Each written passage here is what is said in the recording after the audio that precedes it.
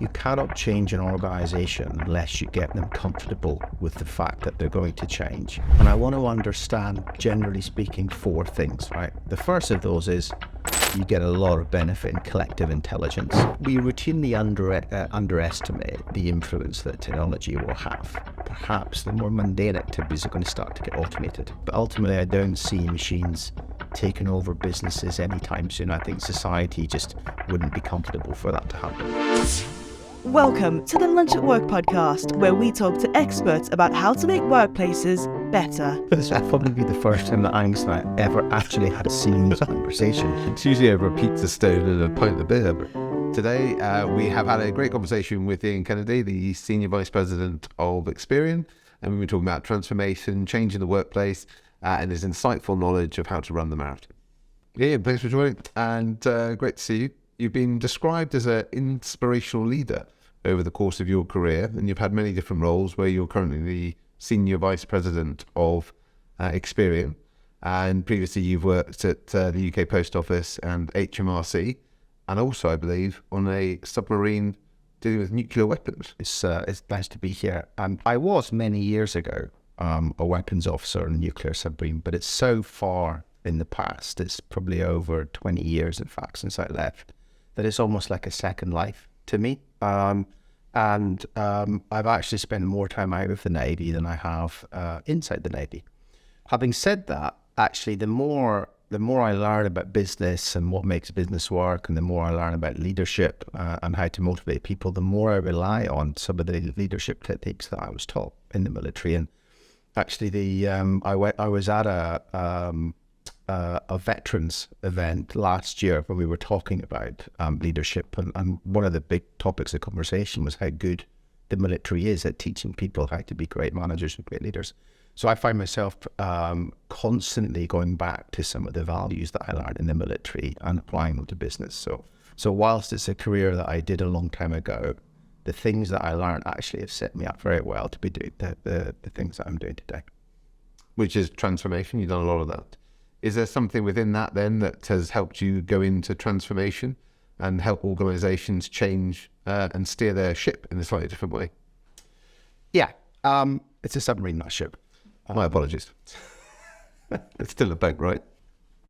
So yeah, look, there is I was in the military for 10 years, and I was a weapons engineering officer. So I did a degree in engineering. So I'm quite analytical by background and by nature. I like to know how things work. Businesses are very, very complicated.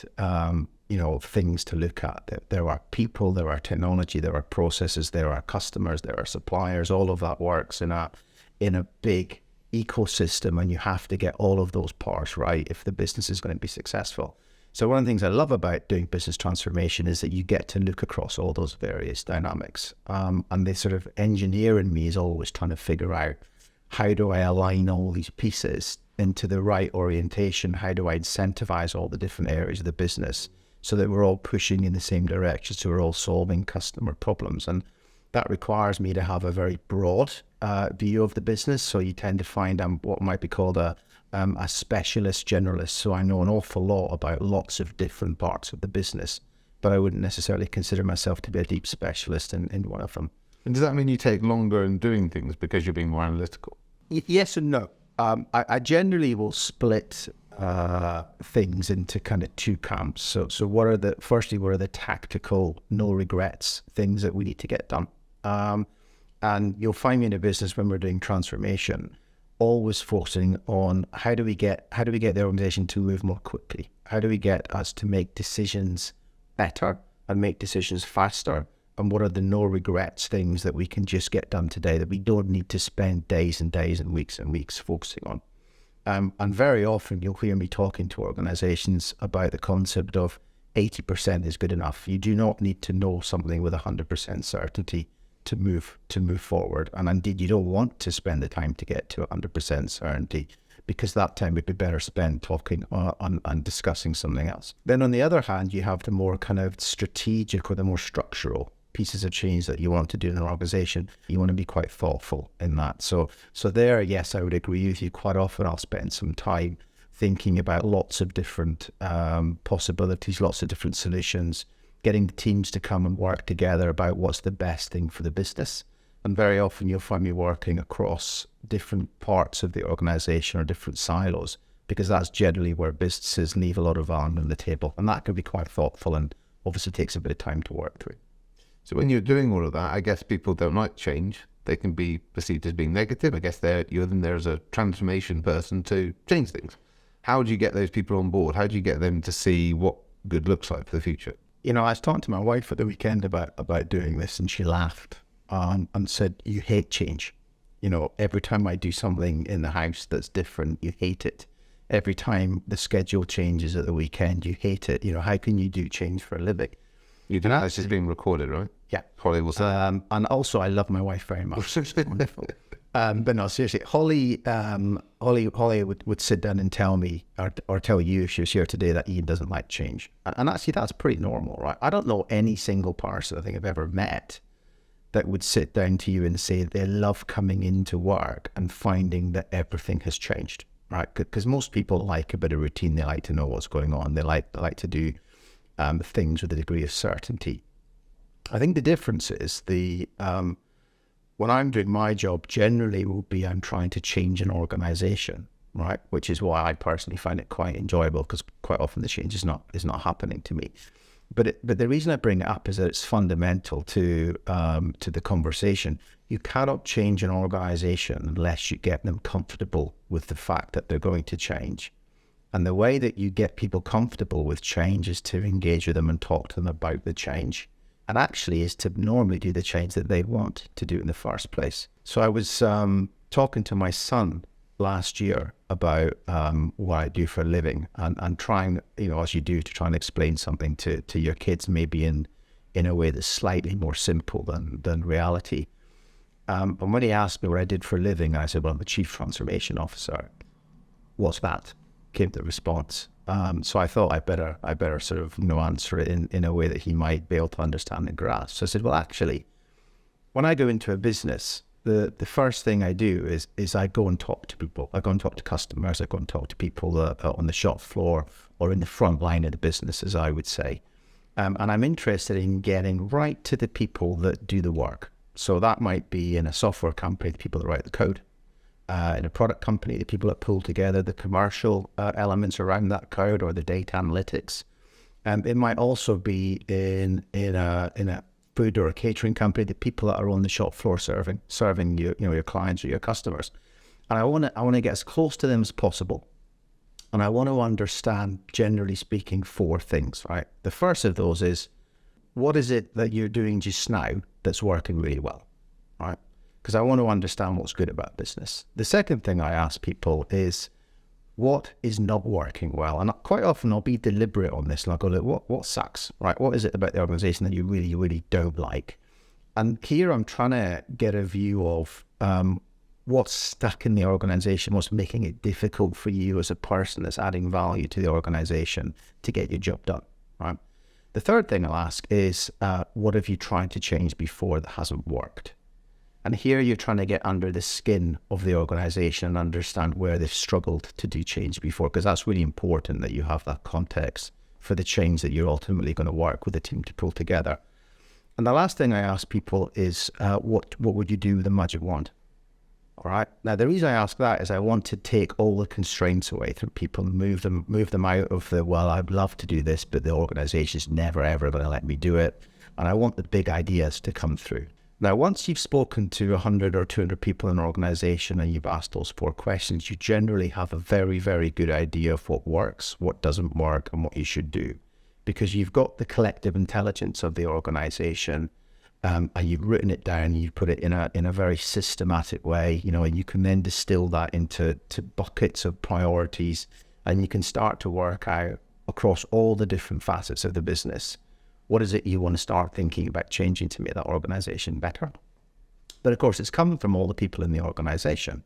So when you then go back to them and say, well, look, I've talked to all of you. Thanks very much for all your input. This is what you're telling me. It's not me saying you have to do A, B, C. It's me replaying back to the organization actually what they already know. Yeah. So I was explaining this to my son, and he said, well, what do you do then? And I went, well, basically, I take that list and I write it up into a bit of a document. I'll sit down with the board of directors or the leadership team and go, this is what I and your company think you should do with your company.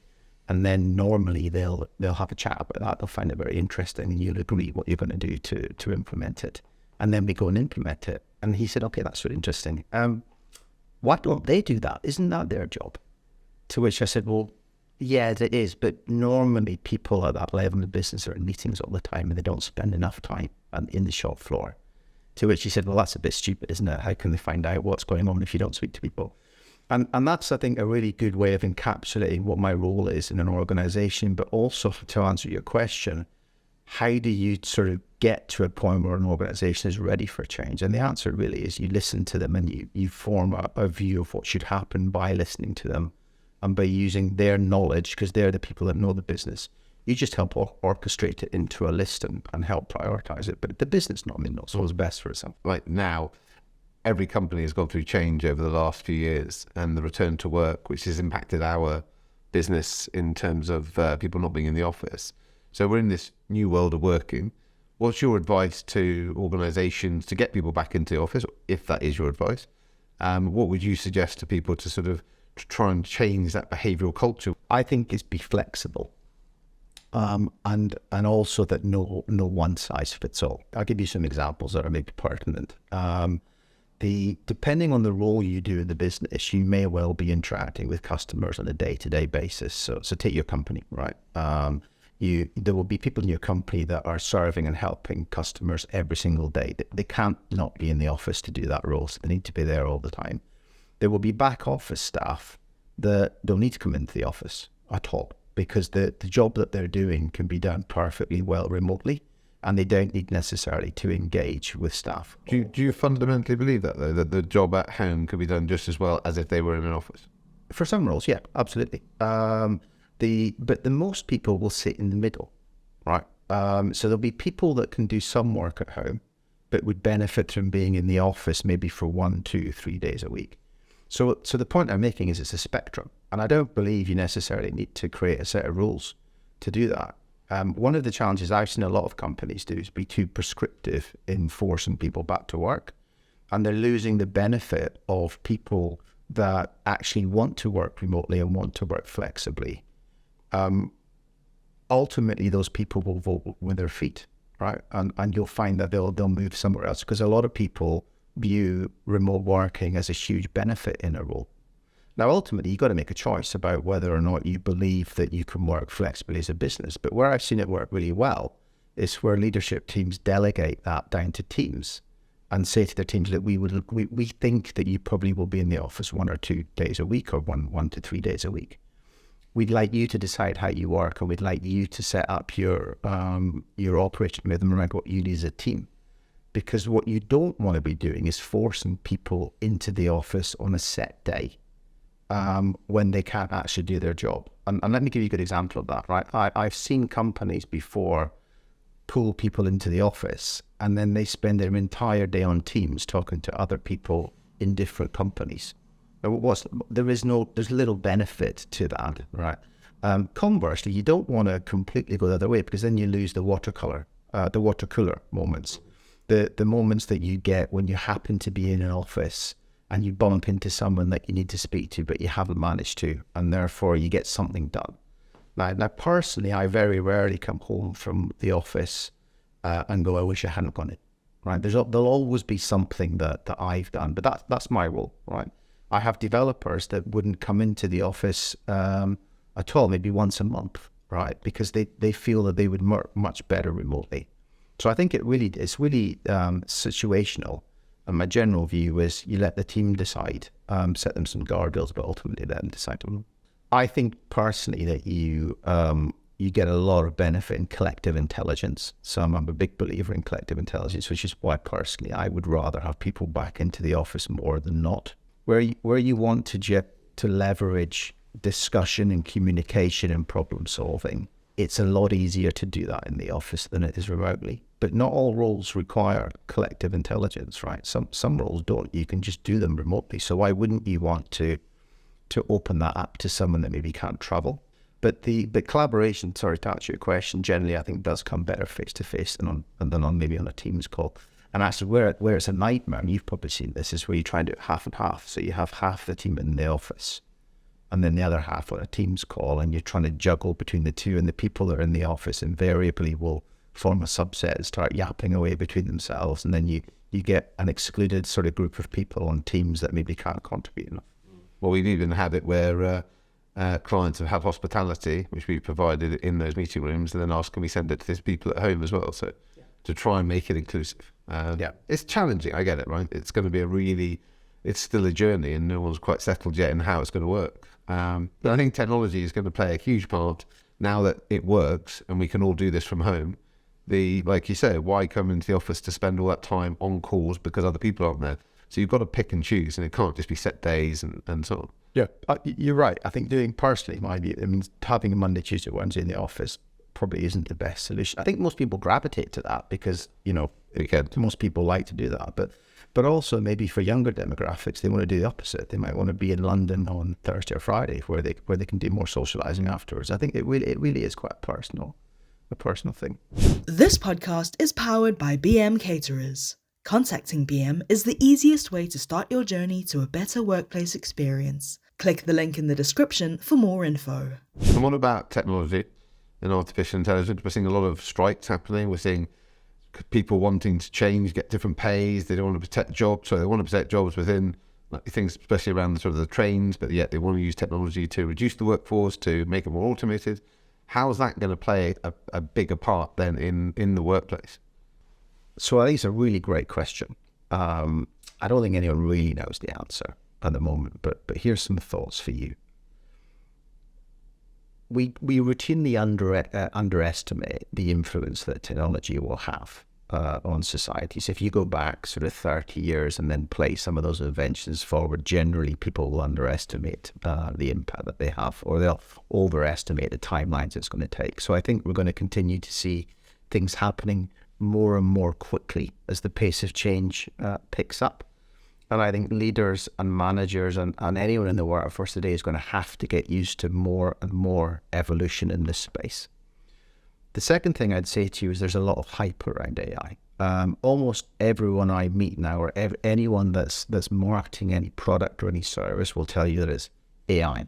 Right? When you get into the guts of that, quite often it's not actually AI. It might be something that looks a little bit like AI. There are very obviously, some products that are being released that are hugely AI utilizing for things like GTP, for example, is a very topical one at the moment. In terms of how all of that's going to affect business, I don't see machines taking over business anytime soon, right? Although I do think that at some point in the next 20 or 30 years, pure AI is going to evolve, but that's a completely other conversation. But for the period that you're talking about, which is probably the next 5 years or so, I think what we're going to see is more and more tools that can be used by people to help them do their job. And I think that some of the activities that people do that are perhaps the more mundane activities are going to start to get automated. Right? In fact, I think McKinsey a couple of years ago did a quite an interesting paper where they said that almost half the tasks of the jobs that they'd analysed could be automated by computers. So I think you're going to see a continual chipping away of things that can be automated. But ultimately what you're going to find is people are still going to be there at the end of the day making the decisions and doing a lot of the more interesting work, but it's going to move everyone further up the value chain. More and more tasks are going to get automated. All right. Now, actually, if you think about what's really easy to automate, spreadsheets, data analytics, that's all stuff that you can throw compute power at. You can throw algorithms at, get some really interesting results that you couldn't have done before. What's really difficult to automate, manual labor, is very difficult to automate. But look at Boston Dynamics and some of the robots that they're producing now. 10 years ago, they couldn't do anything. Now they're leaping up scaffolding and doing all sorts of things. And I think when that gets to a point where it's scalable, you're going to see a real sea change in some of the roles that can be done. And then you're going to start to see some of the more blue collar activities get very, very heavily automated very, very quickly. And I think that's going to be a shock to society when it happens. For white-collar roles, I think you're going to see more of the automation that I mentioned. And then you're going to see white-collar roles turn into more of a, here are some recommendations, what's your decision, this is what I think should happen. I think that will start to come from machines. But ultimately, I don't see machines taking over businesses anytime soon. I think society just wouldn't be comfortable for that to happen. I personally think at some point we're going to hit the technology singularity, which is essentially the point that which you can create an artificial intelligence that is capable of designing more things itself. And then once you hit that point, the change and the acceleration of technological advancement will go through the roof. There's a really interesting, we're going slightly off topic now, but there's a really interesting article about, I think it was a 17th century Russian scientist that looked at the big technological advances through humanity and worked out that actually the advancement was I think it was geometric or asymptotic, because it took ages to develop fire or the wheel, but in doing that it allowed people to spend less time cooking food and eating food and hunting for food, and that allowed us to spend more time thinking. And then we invented farming and agriculture, and that gave us even more time to think. And all the way through society, we've sequentially reduced the amount of time it takes us to survive, which ramps up the amount of time we have to do other things, like to learn. And one of the reasons you're seeing change happening faster and faster now is society spending more and more of its time on research and development than it ever has done before. When machines start to be able to do that, the argument is that that will go through the roof. It will actually become sort of asymptotic, and suddenly you'll have this thing called the technological asymptote. Who knows what will happen if that ever happens, because you and I won't need to work, and we might all be working for machines. I think the best thing to do is to try it. These are all, computers aren't going to steal your job tomorrow. But what is going to happen is more and more advancements are going to happen, and roles are going to get chipped away a little bit, and then ultimately they'll change. So the sooner you get used to this kind of technology and working with it, the more likely you are to be in a situation where you can rise with it. Remember we talked earlier about automating some of the more mundane elements of a role and leaving you free to do more interesting things.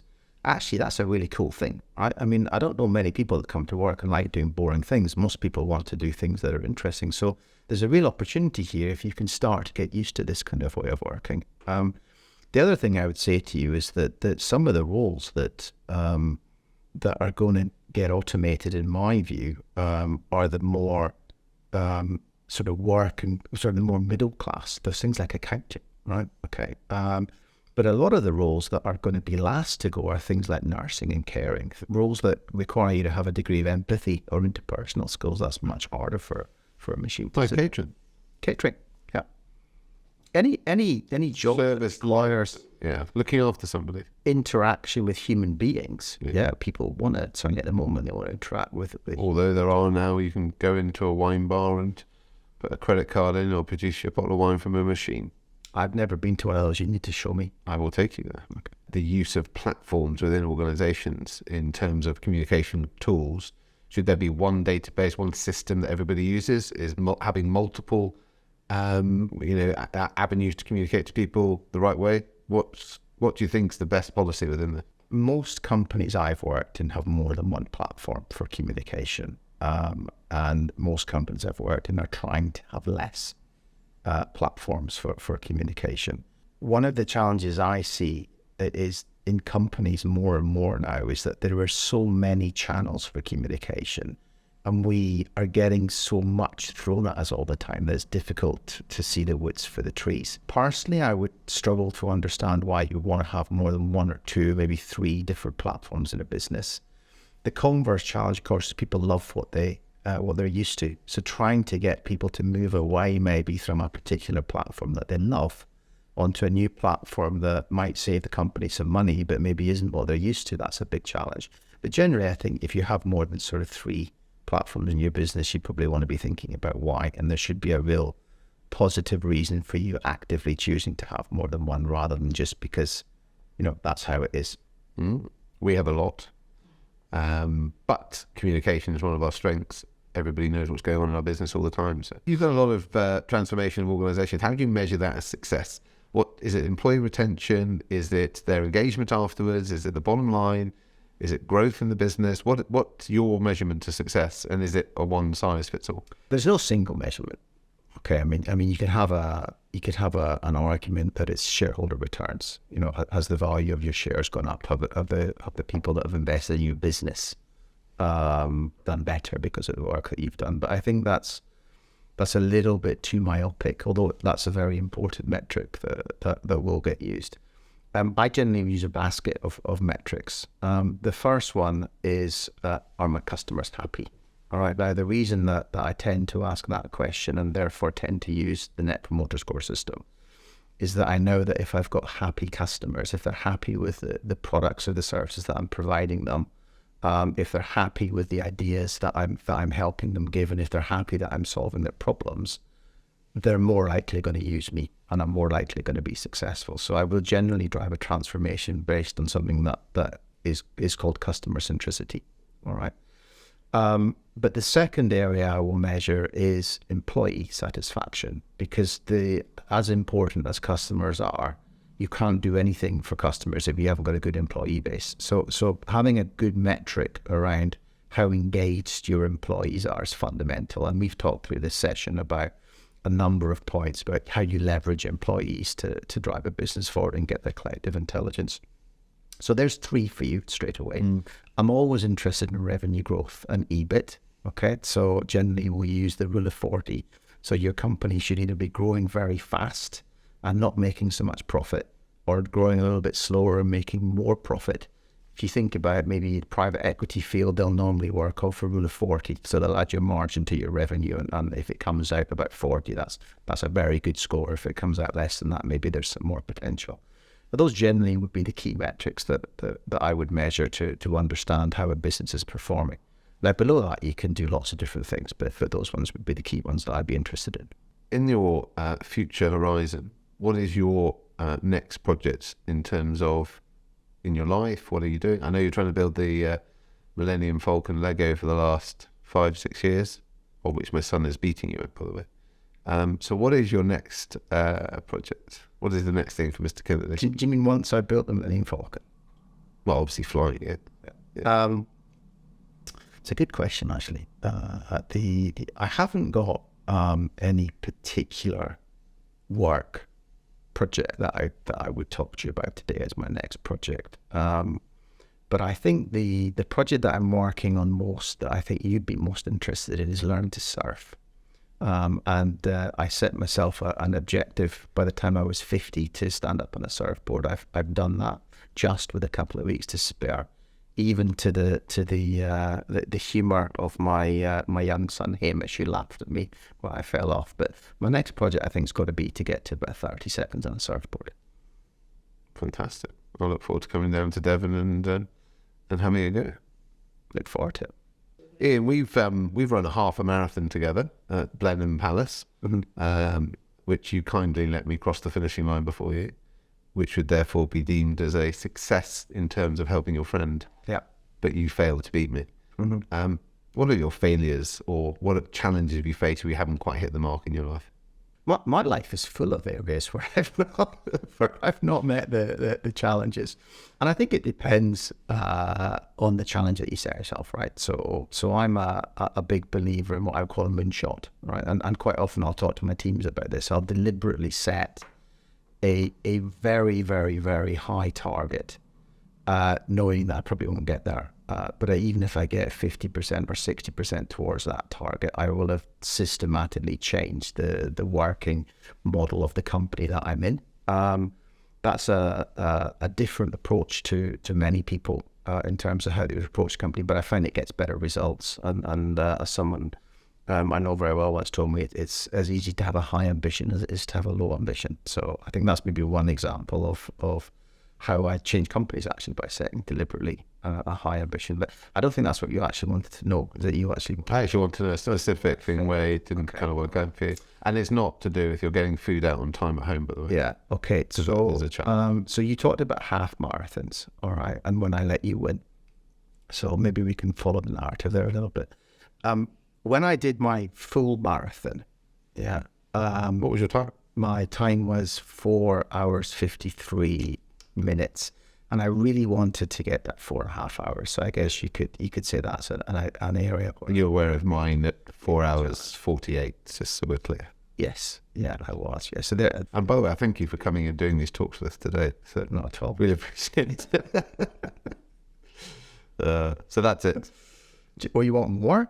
Well, I'm just curious. You've transformed companies into high performing business entities across different different sectors. Yeah. And it's great to see that in the CV. But you're a human at the end of the day, and it's great to know how you've learned from those challenges and that you haven't quite succeeded in. Yeah. I think the other thing's worth saying is challenges is the where I failed is influencing people, right? So and the more well, you'll know this, right, in your role, but the more you progress in an organization, the more your role becomes influencing rather than directing. And when I was going through my career, I started off as a project manager out with the Navy and then sort of progressed up the program director route.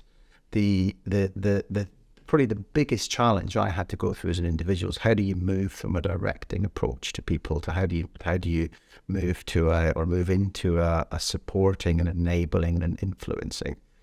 And as an engineer, I found that quite difficult. Well, I was quite good at my job as a program director, and I knew what to do, and I knew which bits had to happen when to get something finished and to get the project delivered on time. Trying to do that with an organization, it doesn't work in the same way, because you're dealing across an entire organization. You're dealing with people in very different areas of business that have very different views to you, and getting to a point where you can have get a team that gets to the best answer, is a much more influencing type skill set. So I think in my early days, I can think of some really great examples, which I'm not going to tell you on air, of where probably I didn't meet my influencing goals. Over a beer later? Maybe over a beer. Listen, thank you so much for helping, coming along and talking about your transformation career and what you've done to affect change. We've got a lot to work on over the next few years as we try and grow the company, retain our culture. It's one of the biggest things post an acquisition is that we're trying to retain our culture and make sure that we keep doing the things that founded our business and made us successful. And I think some of the things you talked about today are going to be very helpful in supporting us on that growth. Good, pleasure. Thanks.